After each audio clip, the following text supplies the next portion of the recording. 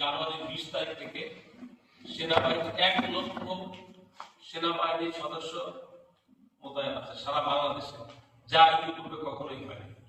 যদি আপনাদের কাছে হিস্ট্রিক্যাল রেকর্ড থাকে আপনারা চেক করে দেখতে পারেন।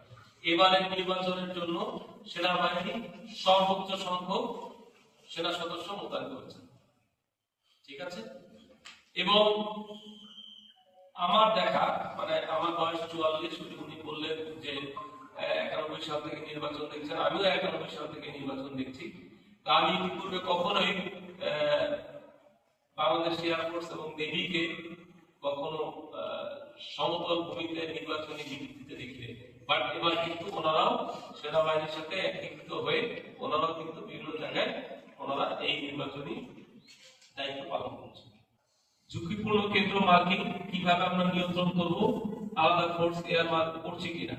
হ্যাঁ, অবশ্যই আমরা ঝুঁকিপূর্ণ কেন্দ্র মার্ক করেছি। আমরা বললাম যে আমরা নির্বাচন কমিশন থেকে একদম স্পেসিফিক তথ্য পেয়েছি, এটা ওপেন সোর্সেই আছে, আপনারাও দেখে নিতে পারেন যে কোন কেন্দ্রগুলোকে ওনারা ঝুঁকিপূর্ণ বলেছেন, কোনগুলোকে ওনারা কম ঝুঁকিপূর্ণ বলেছেন।